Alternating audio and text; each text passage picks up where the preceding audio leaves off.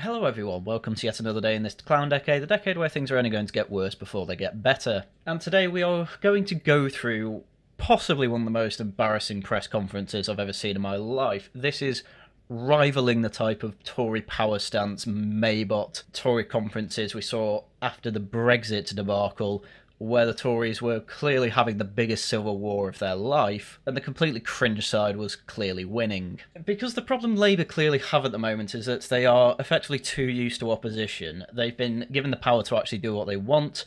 They clearly don't really know what to do with it. They have effectively no standing in reality when it comes to their ideology. I know, shock, horror from the socialist Fabian types. And so what's their reaction? Unironically, it seems to be act like Nigel Farage, a party with 5 MPs, though granted they are absolutely massively going up in the polls, is actually in power and is actually your main threat. Now, while it's true, optics are kind of everything, and effectively having an entire press conference trying to attack Farage is the opposite of what you should be doing. You should effectively be trying to ignore him and trying to make a positive case with your own government rather than trying to compare it to a completely fictitious one that we don't know how it will quite look yet, though obviously we have a decent idea. So what the hell am I talking about? Well, I've kind of jumped the gun there and given you a taste for what's coming, but just to give you a rundown of what's happened, Keir Starmer yesterday had a press conference at some sort of manufacturing plant in St Helens, which is in the northwest. It's near Blackpool. I've actually been there before, and to be quite honest with you, there's not an awful lot to do there. There's some classic seaside resort things to do. There's a pier with some amusements on it. There's pitch and putt. Plenty of ice cream stores in a place that rains 90% of the time. And obviously it has some manufacturing and industrial bases around the area, which is quite typical for the north. And quite clearly his aim here was to try and win back the Red Wall to Labour, because naturally it is a natural home for Labour, especially after Margaret Thatcher, with the whole narrative that she basically destroyed these areas by getting rid of coal mining, etc, etc. Never mind the fact it was Tony Blair that did far more damage to these places, but anyway, we'll ignore that for now. Because these are the type of places that were voting for Boris Johnson due to the fact that he was Mr. Brexit man within the Tories. And given the whole way that Westminster was trying to portray that vote, obviously they were massively voting for that. They then felt like the Tories, as most other people did not deliver on an awful lot of their promises, went back to Labour last election. Now it turns out Labour are not delivering on their promises, and so they are turning to reform as another alternative. And this has effectively made Keir Starmer panic. What do I mean? I'll basically let him answer for himself. Well, thank you very much. And can I just start by thanking those that work here for showing me this morning what you do, showing me the skills that you have, telling me a bit about what goes on here, and the incredible history, because if I have understood what you told me this morning, glass has been being made on this very site for the best part of 250 years. Well, that's great and everything, but if you'll allow me, I'd like to quickly pivot over to Stoke-on-Trent, where there has been a united call for an emergency intervention to save the Stoke-on-Trent ceramic industry, which had 2 major and long-lasting pottery businesses go into liquidation, the Royal Stafford in Burslem and the Newstead-based Heraldic Pottery. And there was even a third one, I can't remember its name off the top of my head, that was favoured by the late Queen. So it's good to see that Starmer's handpicked the one industry that seems to not be completely ruined by his economy, and it happens to be a glass furnishing industry, which I would imagine is doing very well because every single new skyscraper is very reliant on glass. And I'm proud of every aspect of our economy, everything that we do across the country, and that's why I've always said I will fight for every job. I know how important a good, well-paid job is. Again, I know it's relatively anecdotal, but almost every video I do that has anything to do with the economy, I will get a few comments letting me know that people have either lost their job or not had a raise that they were quite expecting. I know I'm certainly in that camp. Are you proud of taxing farmers' inheritance tax now, making it, an awful lot of them are saying, pretty much impossible to run a family farm to the next generation? Are you proud of the fact that you're destroying Stoke's pottery industry? Are you proud of the fact the best you can do is 0.7% GDP growth that no doubt is going to be revised down because inflation figures rose more than you thought? This is the problem, and he's not got into it yet, but this is why they need to attack Farage, because if you actually look at the economic results from their policy, it's actually dire. They cannot defend it on its own merit, so they have to say, well, at least we're not Farage. But most voters are going to be thinking, we've not even tried Farage out yet, and his ideas are completely different to what we've had for the last 20 years. Yes, please. Reform just won a massive by-election in South Wales, getting something ridiculous like 45% of the vote. This is happening, and this conference isn't going to change that. Saying, oh, I'm glad this glass factory hasn't been completely snuffed out by our changes to the economy, is not a good look. And I hope you've seen some of that in the trade deals that we've recently done with countries like India, the US, and the EU. The US one I'm not going to have too much of a whinge about, because I know that's mostly Donald Trump's fault. It wasn't a great trade deal, but it was probably the best you could ask for. India's trade deal has effectively allowed India to completely undercut our carbon-intensive manufacturing base, because they don't have ridiculous carbon or net zero policy that means that it makes it easier for them to manufacture and just send over a load of manufactured goods. At the same time, their multinational corporations can have a revolving door policy where they send Indians over to work for less pay than the Brits would be expecting, and then switch them out every 3 years since they don't have to pay national insurance. And the EU one was basically just complete capitulation to the EU. Even the universities hated that trade deal. That's how bad it was. And only this morning, actually, you explained to me that the India deal in particular will be really important for glass and what you're doing directly, and of course for businesses like whiskey who need glass all of the time. And that comes from my absolute determination to create jobs, good jobs, and to drive down the cost of living. That supply chain idea that glass needs to go to whiskey and that gets sent to India and obviously the US and possibly the EU, yeah, that's absolutely true. That probably is actually a decent supply chain. So again, lucky for them. However, I have heard other anecdotes of people who've been fired and then in their redundancy meeting they effectively have a massive go in the middle of the meeting and say, why are you firing me? You've basically passed off all my work to India and my job became I have to fix the problem that the Indians made and correct their mistakes, when I would have just done it properly in the first place. And not only that, but also with an awful lot of the cybersecurity mistakes that have recently been made by places like M&S. It has cost them hundreds and hundreds of millions of pounds for a cybersecurity mistake and breach that lost a load of customer data. And wouldn't you know it, they outsourced a lot of their cybersecurity contracts to Indian companies. Now, there's no doubt in my mind that there are plenty of Indian companies that are very good. However, there is clearly a pattern forming here. And all Keir Starmer has really done is, well, made it even... force the market to have to rely on India even more. Probably not the best thing to do. And put more money in your pocket, which is, I think, the thing that most people are most concerned about. Yeah, that's the reason a lot of people are moving to vote for reform. Yeah, you're spot on with that. That's what drives me. But you can't say that about Nigel Farage. Yeah, this is going to be the bit for this video, I suppose you can call it. Nigel Farage already did a supercut of every time he said Farage, but I'm going to add the counter as well. Quite famously in this speech, it was very much a Farage man bad speech. The irony being that absolutely everything Keir Starmer is complaining about is, well, exactly what Nigel Farage is complaining about with the Labour Party. It's effectively the Spider-Man meme, except you can't really justify doing it to Nigel Farage because he's never had power in Westminster. So there we go. I mean, this is the man who said that Jaguar Land Rover deserve, his word, to go bust. Yeah, he also said that about the water companies. I don't hear you complaining about that.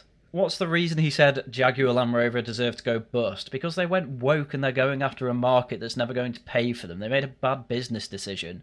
That's what he said. It's not just in the abstract. Let's at least try and be honest here, Mr. Starmer.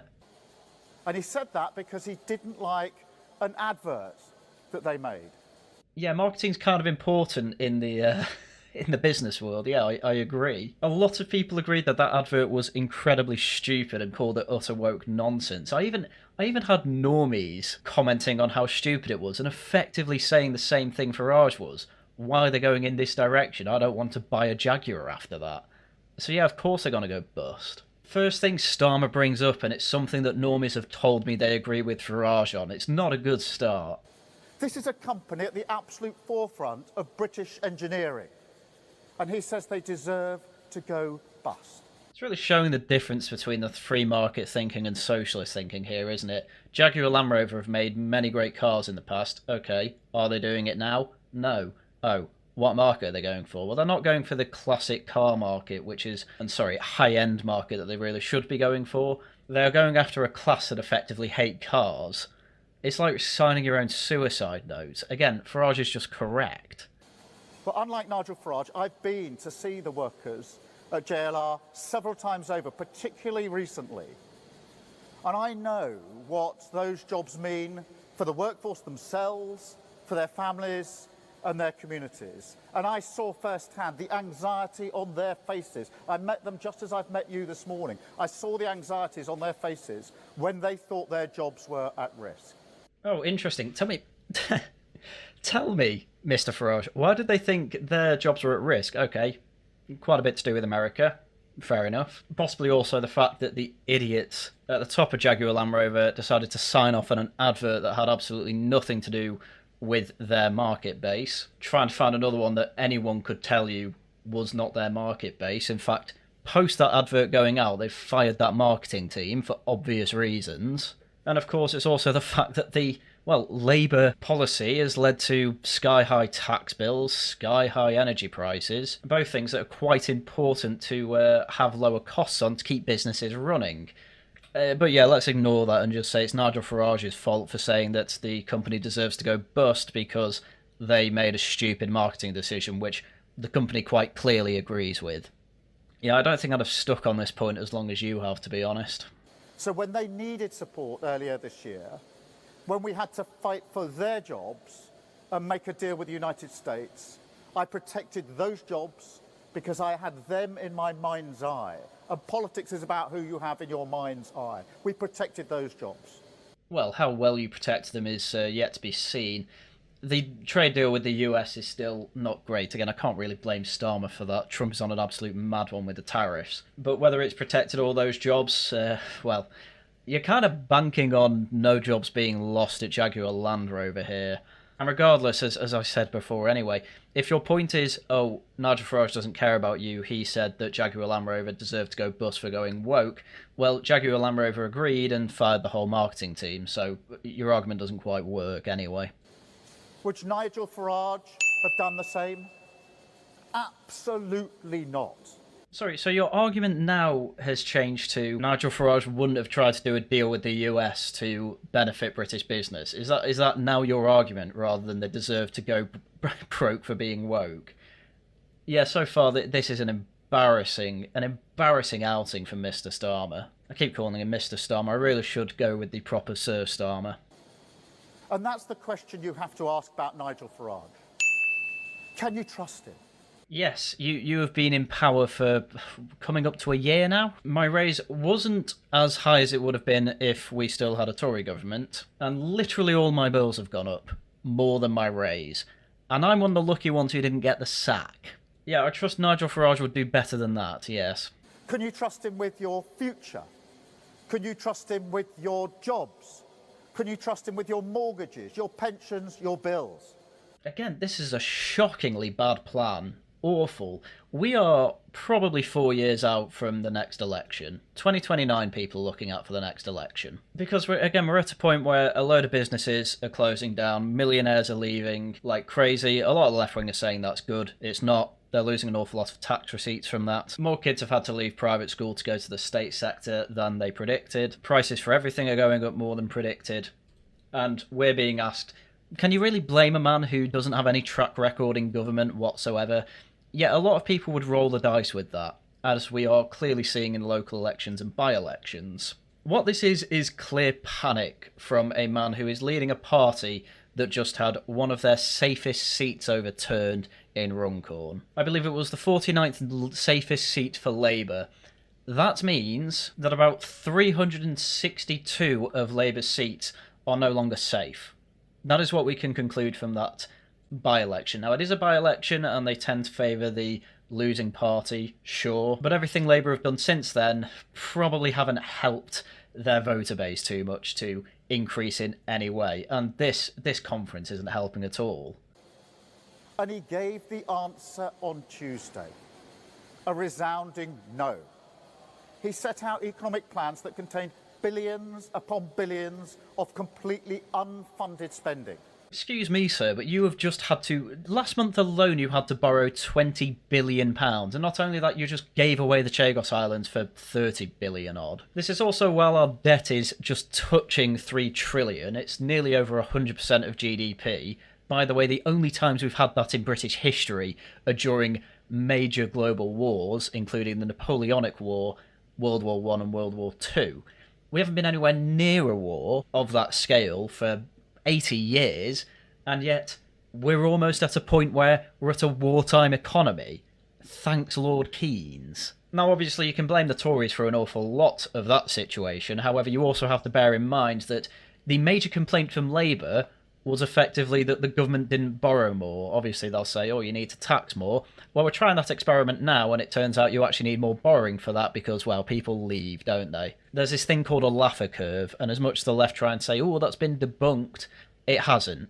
If anything, it's been vindicated from what we've seen under Labour, so thank you for proving the right wing correct once again. Precisely the sort of irresponsible splurge that sent your mortgage cost, your bills, and the cost of living through the roof. That you wanted more of, yes. Anyway, today, literally a day after this announcement, I just want to quickly touch upon this. Rachel Reeves to spend big in the Red Wall. Chancellor is preparing to rip up her spending rules to head off the threat of reform and unlock a multi-billion-pound package in the North and the Midlands. Which is just incredible to do the literal day after saying you should not be spending irresponsibly with money you don't have, after news also came out that just last month you were borrowing £20 billion in a month. That's far, far more, by the way, than the government is expect to make from all these deals that Starmer is currently owning as the best thing they could have done. Honestly, this is nothing short of humiliating. It's Liz Truss all over again. No, I'm not having this. On screen right now is the major measures by cost over 5 years of Liz Truss's mini-budget. As you can see, the only thing major that got cancelled was the Corporation Tax Council. The rest of it, all the national insurance reversal, the energy bill support, that was the big one, the cost of living support, all the massive spending and the big tax cut, that was all supported by Labour. They pushed it through. The only thing they didn't like was corporation tax because Labour hate helping businesses. Now look, I used to be Liz Truss's biggest acolyte. I've gone off her since because she is electoral suicide personified. However, I am not having that Liz Truss crash the economy when, one, it was already broken when she got there, and two, you can't... Labour literally cannot say she broke the economy when she was literally implementing things that they were not only demanding, but demanding more of. So no, I'm not having that. Now, in opposition, we said that she would crash the economy and leave you to pick up the bill. And we were right. And funnily enough, people have been saying the same thing about Labour since they've got into power, and wouldn't you know, they are correct too. Now in government, we're once again fighting the same fantasy, this time from Farage. The same bet, in the same casino.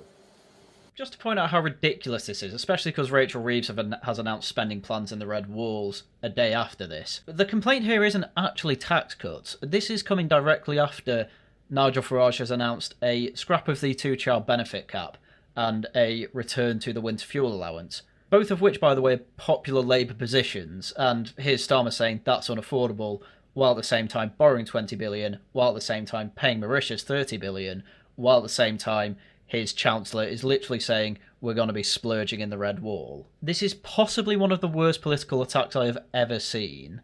That you can spend tens of billions of pounds on tax cuts without a proper way of paying for it. Using your family finances, your mortgages, your bills as the gambling chip on his mad experiment. I mean, it's no particular secret that Farage said that Truss's budget was the best he'd seen in a long time. The main reason he liked it was changes to the I-35, which basically everyone thinks is a terrible policy anyway. I-35, I mean, everyone wants it changed. The cut in corporation tax, which even Labour cut corporation tax during the recession, which we were in a recession, it was just hidden by quantitative easing. and the fact that it was effectively an attack on economic orthodoxy, while at the same time having some of the biggest spending packages ever. People were much more focused on the rhetoric than what was actually in the policy. It was stupid to announce it before supply-side reforms, but people were expecting supply-side reforms that were paying attention.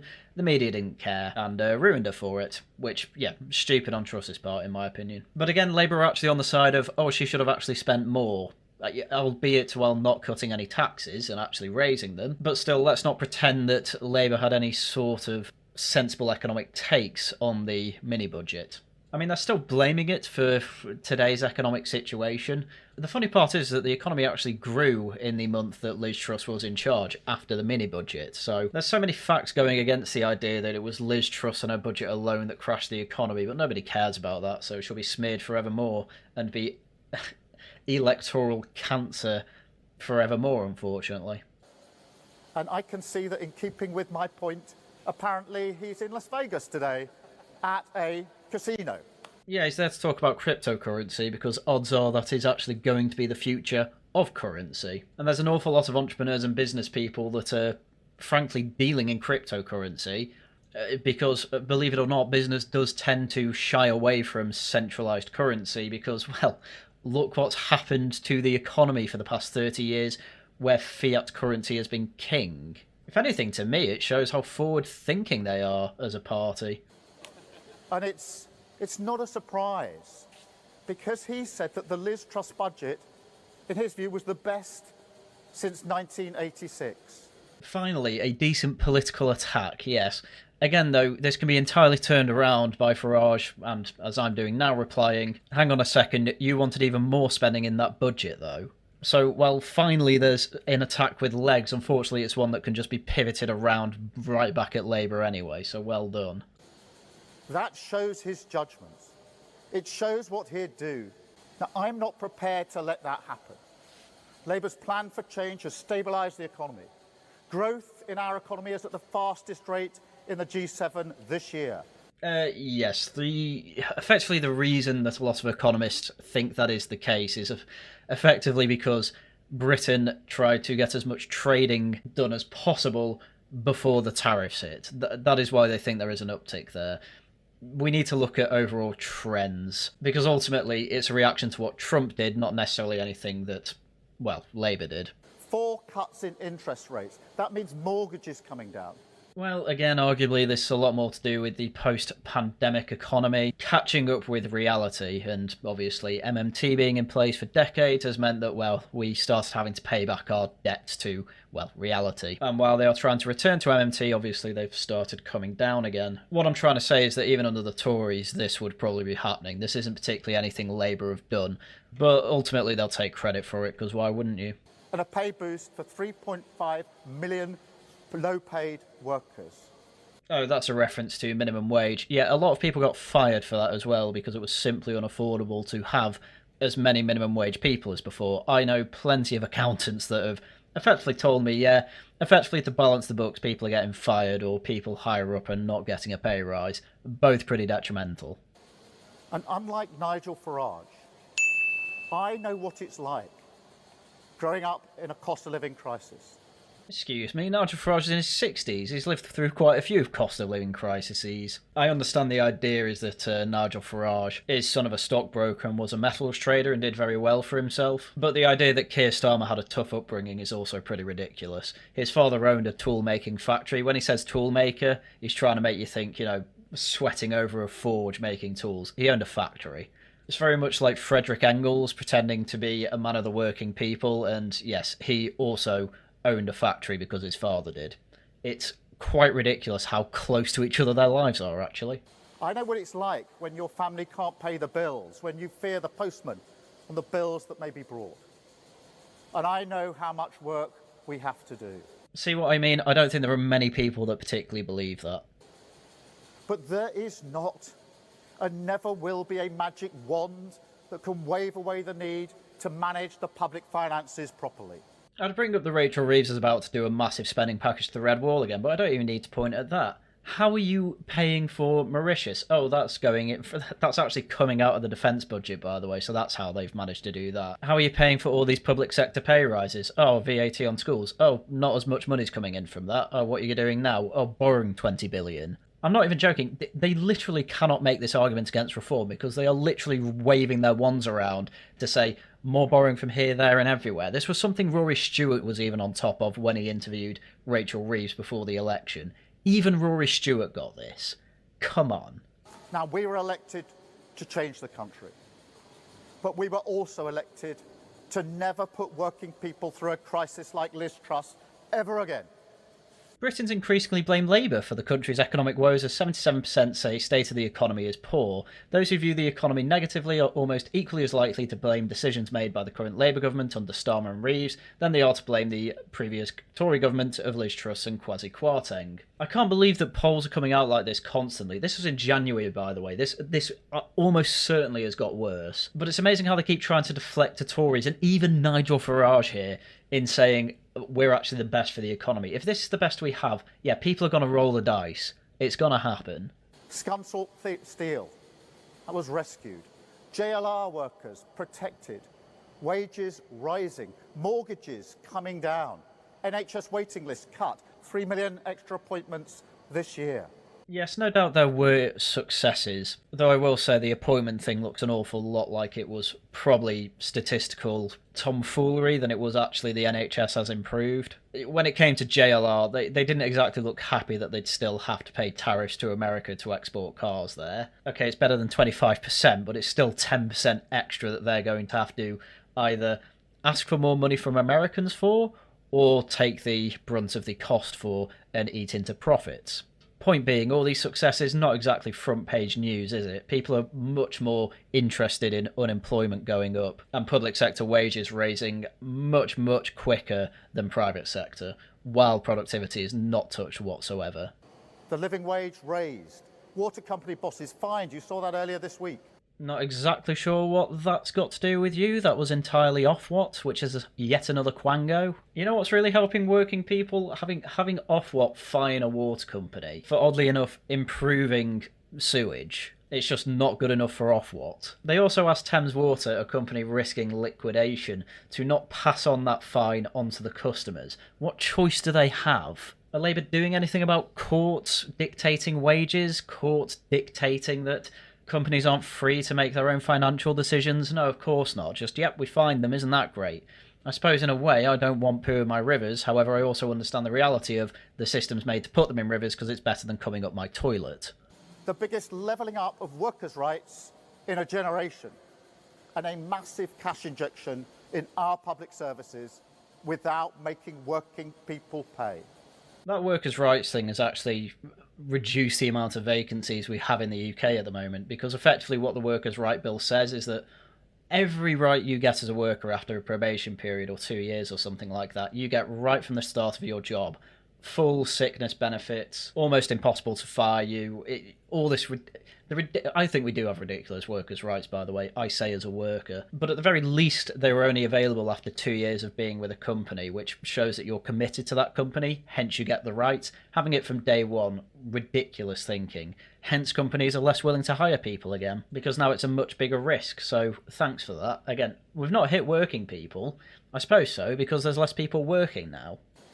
Nigel Farage stands for none of this. He literally voted against it. Yeah, because it disadvantaged workers, ironically, because you do not understand the law of unintended consequences. There's second order, third order effects from every piece of legislation you have. And I'm sorry, you can't tell me that the man that is trying to attack the stealth tax of the income tax bracket doesn't care about working people. If you earn £20,000 and reform get in, you'd actually have £1,600 more pounds a year if you're on a 20k job by them raising the tax allowance bracket to 20,000 from 12,500.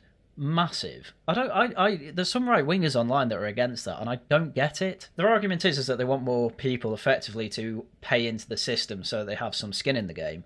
Okay, we're in that world now. People are still massively socialist and are still just as culturally right wing as they've always been. I don't understand the logic there, but that's their opinion and they're wrong.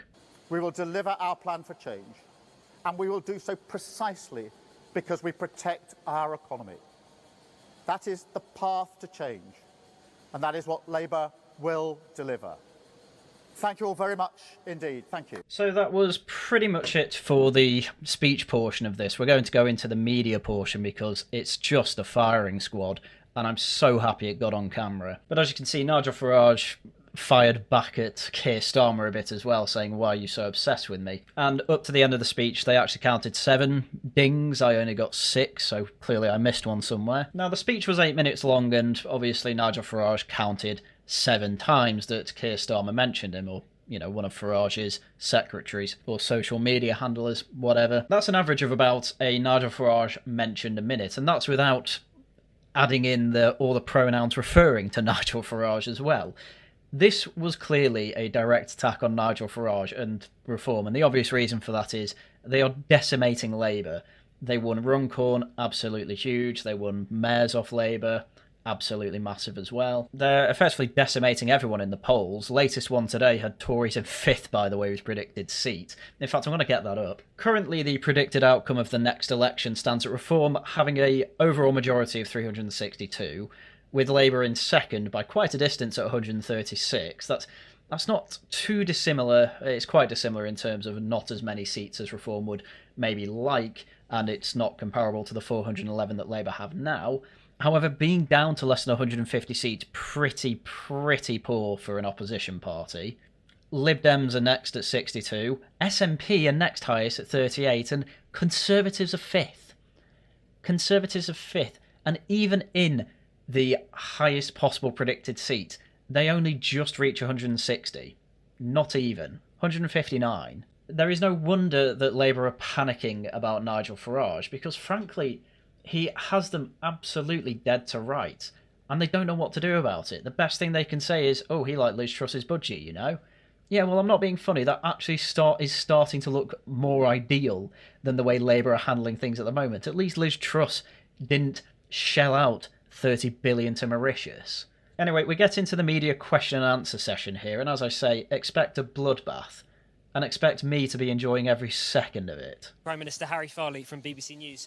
The speed of the decline in your popularity is historically unprecedented. Isn't this speech today an admission that you have failed and Nigel Farage understands voters better than you? And if I may, you've signalled a U-turn on winter fuel payments. Do you now want to remove the 2-child benefit cap? Yeah, not going to lie to you, it's getting quite nuclear when the BBC are the ones pulling out all the stops on the questioning here.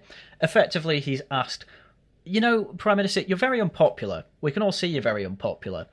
Isn't having a speech where you mention Nigel Farage all the time and try and claim through gritted teeth that you're not coping and seething, and in fact Nigel Farage is getting very popular with an awful lot of his policies, isn't that showing that you've misunderstood the voters and you're not delivering on your promises that people voted for? And on top of that, why are you signalling exactly the same things as Nigel Farage, that you're probably going to U-turn on the winter fuel payments, and you are looking at the 2-child benefit cap because your party absolutely hates that cap? Isn't this showing you're a complete failure and you're losing complete confidence in the public, and you have opened the doors for a resurgent party to completely take over that you are currently showing that you're coping and seething about? BBC asked that, by the way. The BBC, that as much as left-wingers keep trying to claim it's a right-wing institution, and no doubt there are right-wingers inside the institution, it's quite clear that the right-wing are the ones saying, "Okay, privatise it, see how well it does in the private market," and the left-wingers are the ones saying, "No, in fact, I think everyone should pay for it and be forced to pay for it." I wonder which side the BBC's actually on, based on that support for it having to be paid for by people alone. It's really important for me to remind everybody of the absolute mess that we inherited in the economy, with £22 billion missing from the economy. Oh, yeah, Tories sucked. I get it. They're nearly a year in now and things have not improved. This was the type of thing that the Tories could get away with after Brown, because obviously they had the letter saying, sorry, there's no money left. And not only that, they just went through a financial crash.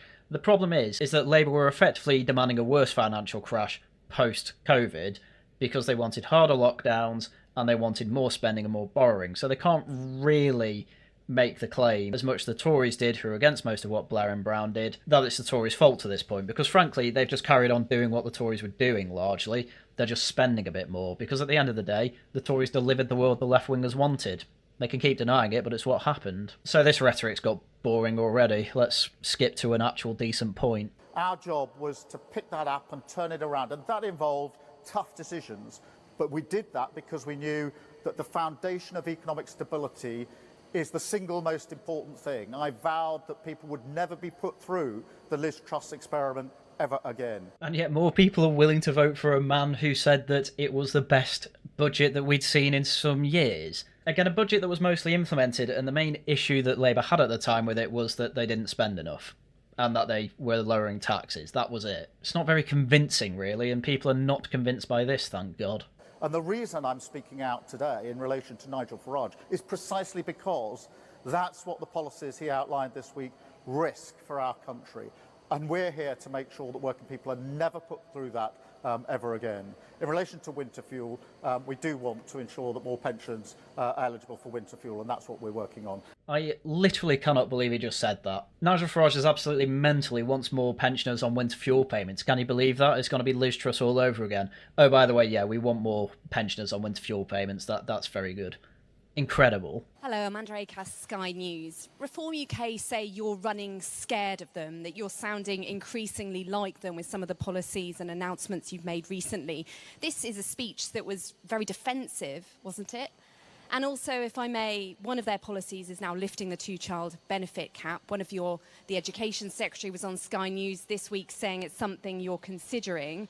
Is it something that you personally would like to do? Would you do it? And if so, why not do it now rather than waiting to the end of the year and lift 470,000 children out of poverty?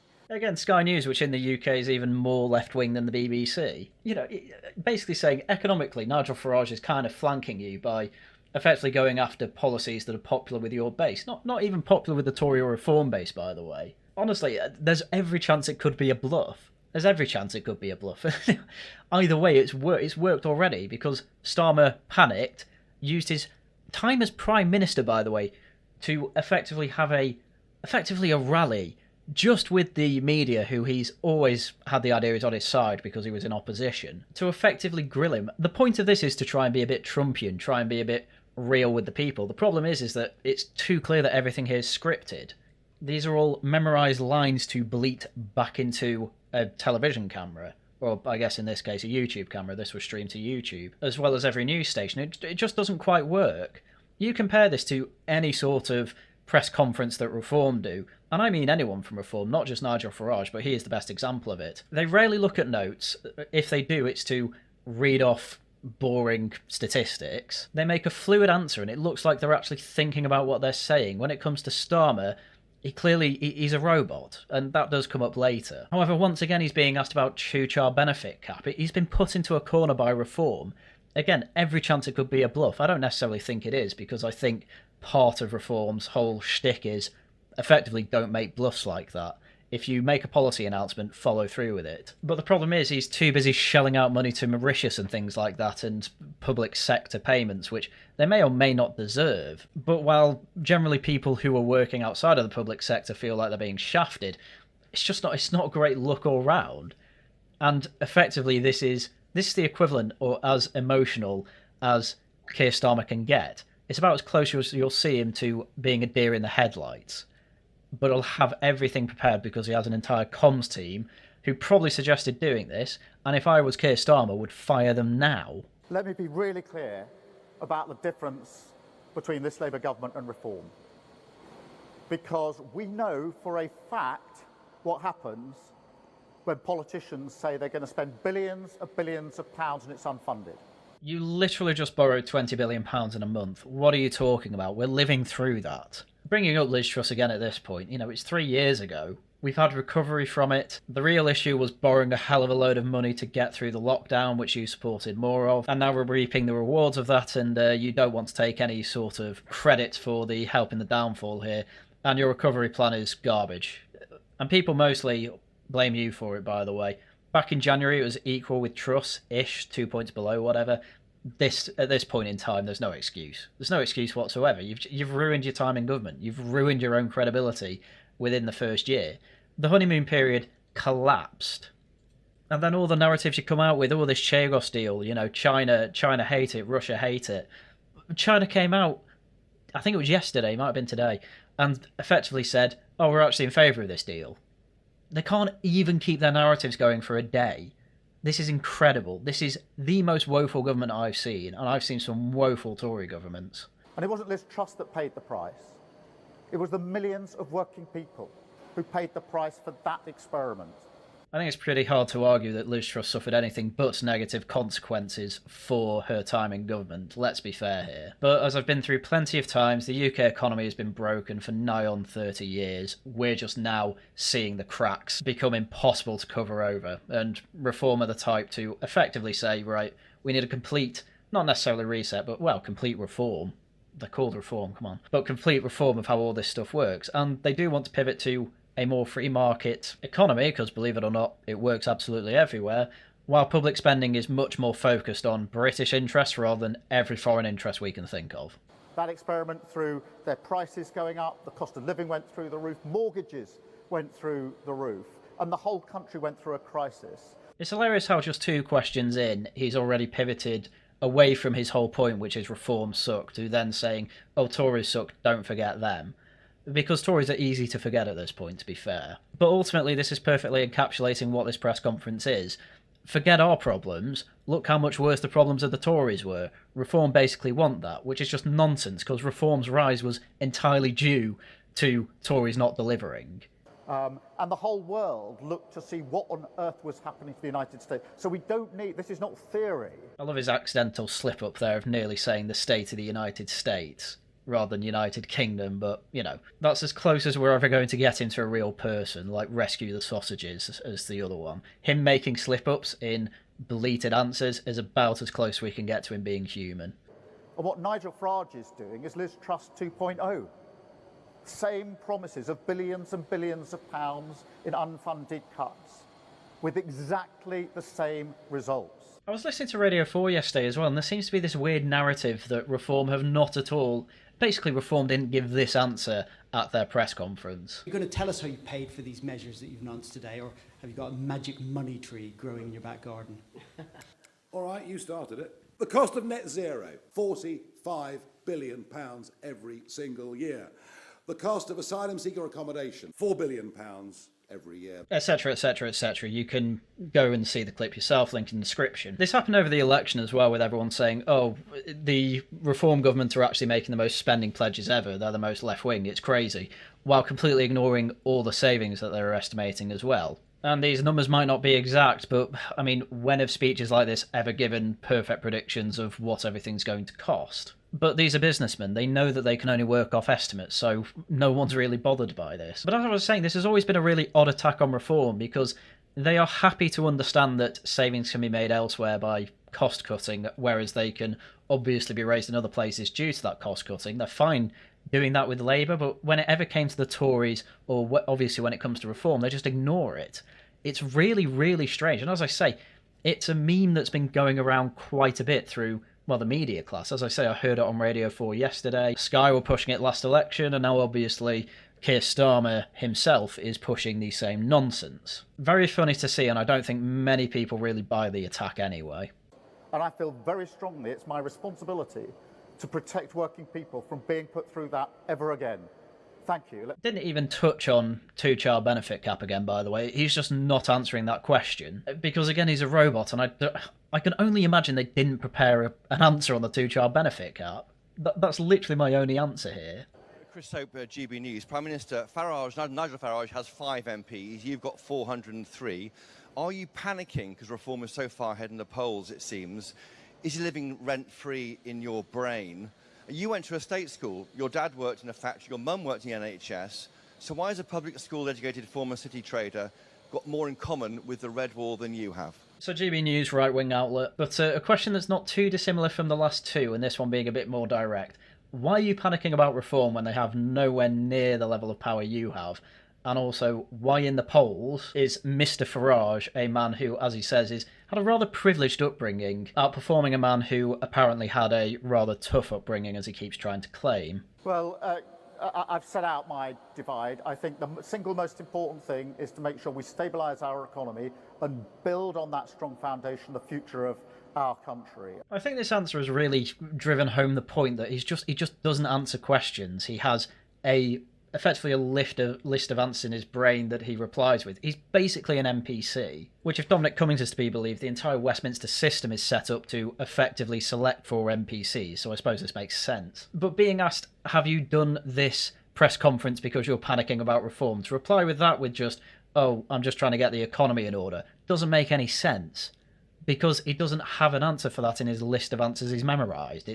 It's really odd and makes him seem not human. And we're seeing the early signs of that. Growth is up, the highest in the G7 this year. From now on, I'm just going to let you know which NPC answer he's giving until he says something that actually is remotely human or remotely relevant. Because at this point, he just keeps bringing up interest rates and Liz Truss. It's so odd. And in relation to the second part of your question, I don't need lectures from Nigel Farage on what it means to be working people. I know what it means to work 10 hours a day in a factory 5 days a week.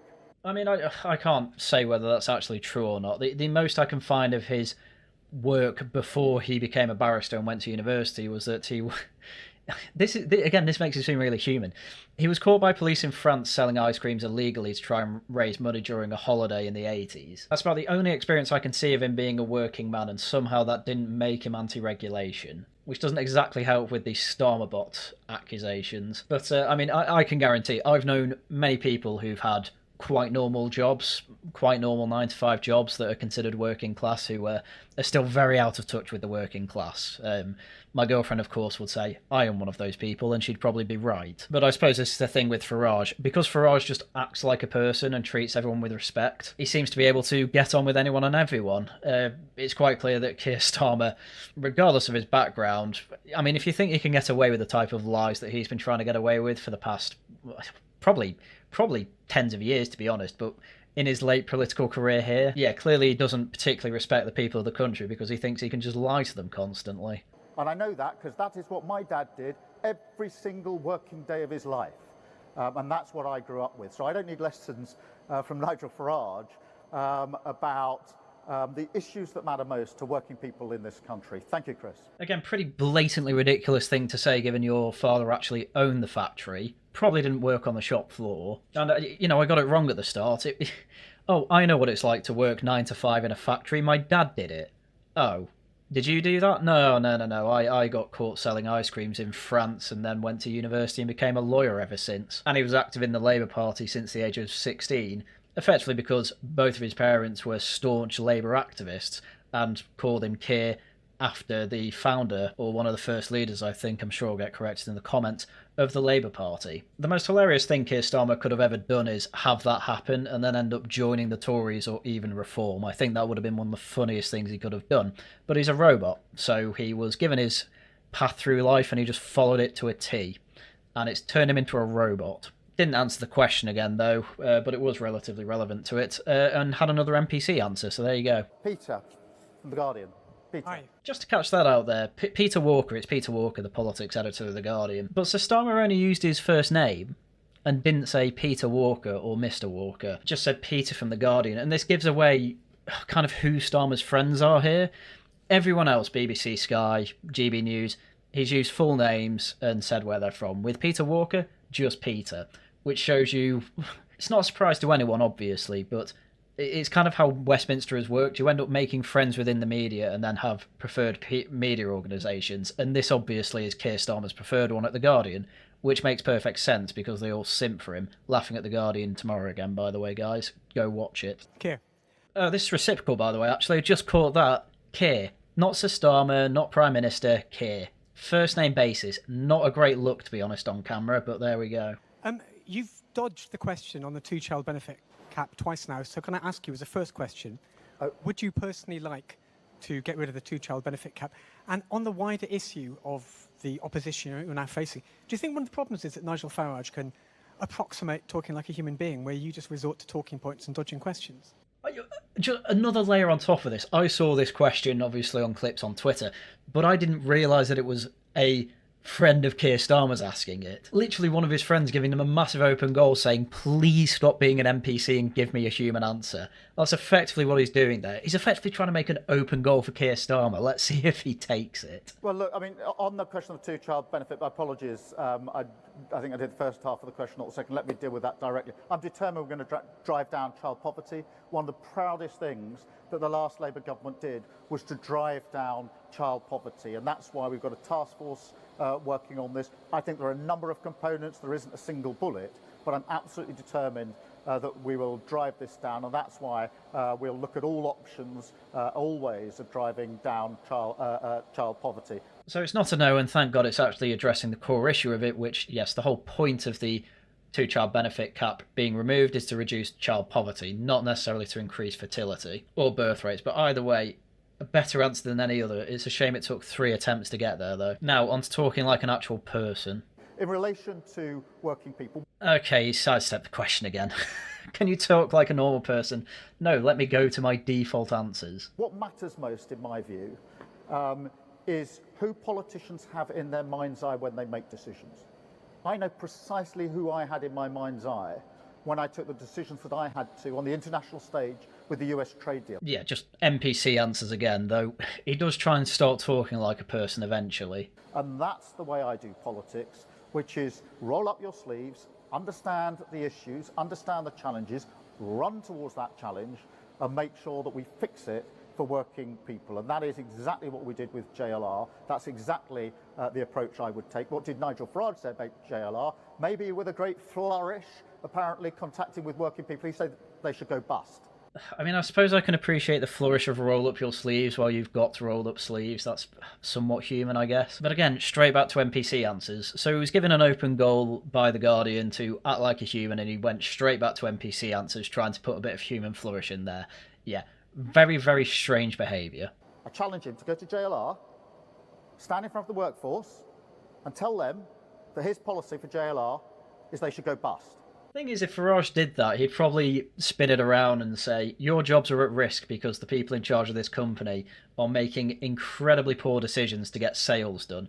That's not your fault, and I don't blame you for that. However, we want an economy where better places than JLR can succeed, and you can work for them doing similar things, making better cars, for instance. Way more human answer and way more realistic than just, we want Jaguar Land Rover to go forever, despite making incredibly poor marketing decisions. To Aggie, please, LBC. Thank you, Prime Minister. Aggie Chambray, LBC. So another first name basis, but it wasn't reciprocal there. One of two things happened. Either he started to make a habit of only going by first names with journalists, or it's even possible he realised his mistake with Peter Walker and is trying to effectively cover that. Either way, not something that didn't go unnoticed, and as we heard from the LBC reporter there, she said Prime Minister rather than Keir, so it's not reciprocal. Do you have a reaction to a Reform UK advert which claims Anna Sarwar wanted to prioritise the Pakistani community, and Nigel Farage's defence of it, that it was Sarwar that introduced sectarianism into Scottish politics? Sarwar has called the comments poisonous, the SNP has called the ads racist. Do you agree with that? Are they racist? And also, if I may, are you not worried people will ask why you're holding a press conference about Nigel Farage 4 years out from a general election instead of focusing on your plans for the country? Again, the first question at least was a little bit different, asking about the whole Sarwar situation. I did a video covering that the other day. Once again, very funny tactics from Reform. But once again, it's another firing squad question. Why are you panicking about Reform? We've not got an election for 4 years. What are you doing?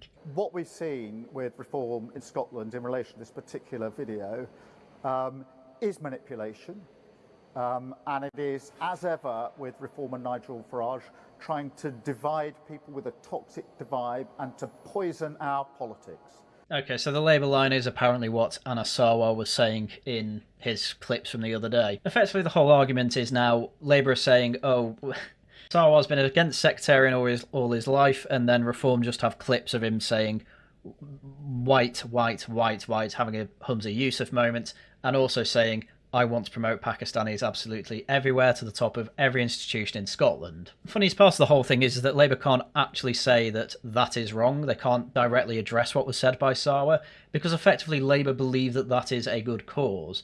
And it's backed them in a corner by Reform yet again, because Reform can just go, well, we're not for that, and that's effectively promoting a minority group over everyone else, and we're not for promoting any particular not indistinguishable, immutable group from anyone else. We want a meritocracy, which an awful lot of people like the idea of. Hence Reform are doing so well. And what's Labour's response to all this? Just effectively say no you. Yeah, that's going to work. Again, Reform's whole strategy here is effectively just take blunders that either party made in the past week and shove it all over their social media because they're making a mistake. What's Labour and Tories' version of doing that? If they're taking recent quotes from Nigel Farage, they're having to take it out of context and pretend that they don't want the exact same thing, or half the party doesn't anyway. At least with the Tories, they can admit that most of them don't want it. In fact, even that's not true. It's true of the child benefit cap, not true of the winter fuel allowance. They were campaigning against that for ages. So it's ridiculous for either party, who effectively both support what Reform have put forward, to say, oh, we'd never do that. Because both of them campaigned on it. But if it's not that, it's dragging stuff up from years ago that again they have to take out of context. People are fed up with it. It's ridiculous that they still try and go with this tactic. It's nuts. And I think our politics is above that. And that's why I think it's absolutely right that Anas Sarwar has called this out for what it is. It is toxic divide. It is introducing poison into our politics.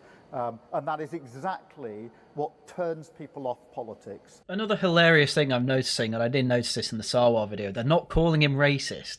They've realised that that word does not have the power it did in 2014. That is an excellent vibe shift, by the way. We should all be quite happy about that. Doesn't mean racists don't exist, obviously, but clearly calling Nigel Farage racist is something that hasn't worked for 2 decades now. It's not going to work now, and so they're trying to call him poisonous in the politics. It's not going to work when all Reform have really done here is blast out what Labour's message already was. It's not going to work. They have to effectively go back on their, well, ideological purity of actually we prefer the minority over the majority in Britain. But they're never going to do that. Because they can't. Because they believe in it. To their heart. That's why woke's never going to be put away by Labour until they have been completely destroyed and collapsed. Because at the end of the day, they are actually ideologically wedded to it. They're just trying to hide it. And they're doing a horrendous job here.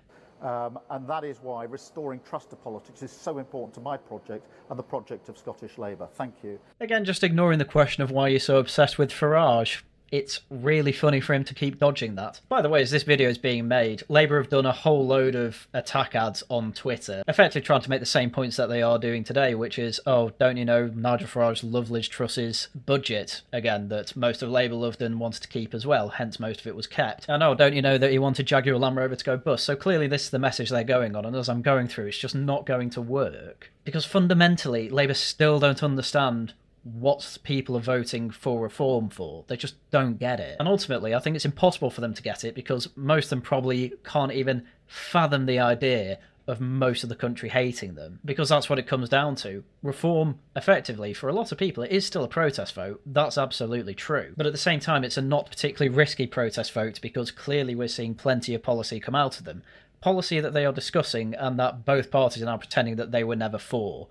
People can see their NPCs, and that's the issue. And because they can't get away from being NPCs because of the way the whole structure of the parties are set up, well, they're screwed. It's inevitable. They're going to collapse. Shihab Khan, ITV News. Prime Minister, you're attacking Reform UK and Nigel Farage directly today. Is that because you now view Nigel Farage as your biggest threat and biggest opponent? And a quick second question, if I may. ITV News has been covering the squalid, dangerous conditions in some social housing for 4 years. Today we've discovered that the Ombudsman has received 500% more complaints now than they did 4 years ago. What is your message to social landlords who are not dealing with these conditions properly? None of these correspondents have been satisfied with his answer about being obsessed with Reform and Farage at all. At all. And at least the second question's something different for once. We deal with the second bit first because it is really important that we're clear anyway, but in light of this particular report, that everybody has the right to a safe place to live. Once again, it's an NPC answer. All the ums and ahs there are effectively him going into his, I guess, mind brutalist palace, looking for his standard answers on social housing, and that's it. Oh, everyone has the right to live in a place that's mould-free, etc., etc. Yep, fine, whatever. Is it a specific answer to this specific question? No, because all Keir Starmer could actually do is have pre-written out answers, because at the end of the day, he's just an NPC who's good at rote learning. Hence, he's a good lawyer. Look, I do think that the Conservative Party has run out of road. Their project is faltering, they're in decline, they're sliding into the abyss. Oh, I mean, people in glass houses, Mr. Prime Minister. It's not entirely wrong, though, and frankly, I think the decline will have been slow with Robert Jenrick, but I still don't think he could get over the decline. Tories selecting Kemi Badenoch ended up being much more detrimental to the Tories than I ever thought possible. I did not think it would be this bad, but he's absolutely right, that they're screwed. The only person keeping it somewhat afloat is Robert Jenrick. And at this point, I think the question most people have to him is, why aren't you joining Reform? Answer, Reform probably don't want him because he didn't fix anything as immigration minister. Now, that might be harsh, but it's probably more likely to be the truth, unless they have a big list of Tory MPs they're expecting all to come over at once at some point. Goodness knows when, but Jenrick's one of the ones who is attacking Farage more than a lot of other Tories, so, well, we'll see how that goes.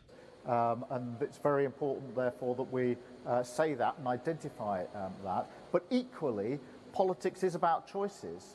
And the choice at the moment is between the choice of a Labour government that thinks that stable finances are at the heart of building better lives for working people, or Nigel Farage and Reform, who only this week said they would spend billions upon billions upon billions, tens of billions of pounds in an unfunded way, which is the exact repeat of what Liz Truss did. Goodness me, it's even more NPC answers. It's just exactly the same. Billions and billions and tens of billions. No, total, I worked it out, about 5 billion. It's peanuts compared to what you're paying for things like Chagos. Peanuts compared to the public sector pay rise you're giving. It's effectively a rounding error for public finances. I'm not even joking about that. Your extra commitment could easily be paid for just by getting rid of net zero. Yet here you are pretending that there's no plan to pay for it. It's absurd. Thank you, Prime Minister. You went into the election promising to freeze national insurance and keep the two-child benefit cap. You've since raised national insurance on businesses and now you're considering axing the cap. Isn't attacking Nigel Farage's economic credibility a bit rich? Oh, I mean, it's over. What can you do? This is the last question. Every single question being a direct attack. That's effectively asking the same thing. Why are you so obsessed with Farage? Aren't you doing worse than him, though, and being less trustworthy? Every question. It's, massacre. That would not be so much of an issue if Keir Starmer could actually give direct answers, but the fact that most of the questions have been exactly the same question because he's not answering it, it's not good. It's going to be one for the memory bank that a lot of people are going to reference as to why they don't like Sir Keir Starmer as Prime Minister. I've just listened to his answer. I'm not even going to bother to go through it. Once again, it's the NPC. Stabilising economy, cherry-pick good stats, cherry-pick good stats, cherry-pick good stats, that we've heard all before, giving exactly the same NPC answer. Totally pointless. Anyway, I think that is going to do for the video today. I could not wait to go through this. This was, again, just a firing squad. The attempts to look human from Keir Starmer didn't go beyond rolling up his sleeves and not wearing a tie. I don't think any single media pundit or correspondent there was happy with any of the answers he gave, and Reform's entire response to this was just, okay, let's point out how obsessed he is about me, we're the real opposition, we're not even close to an election, by the way, he has very little to show for what he's done so far, hence his main form of speech giving and answer giving is entirely base it all around me, Nigel Farage, and Reform, and say at least we're better than them. Not good when you've not even got a year into your time as Prime Minister. But with that, I think that's everything I had for you for today. Wow, we went over an hour, look at that. Well, if you made it this far, well done. You clearly like what I do, so do subscribe, leave a like and leave a comment. If you enjoy what I do as well, please do become a channel member or leave super chats or super thanks. Great ways to help out the channel. As mentioned before, Laughing at the Guardian with some Whammon returns tomorrow. I think it's going to be a good one. Hopefully we'll cover a bit more of Jenrick because that was the alternative video for today. And I thought, no, I'm going to make the Laughing at the Guardian all about that because that is my flagship show. And I think Jenrick deserves it for what he did yesterday with the Fair Dodgers. Tosh News comes back on Tuesday, of course, as well, so we'll go over the news of the week. And then, of course, more Subnautica on Thursday. So with that, once again, that's everything I had for you for today. So thank you very much for watching, and until next time, goodbye.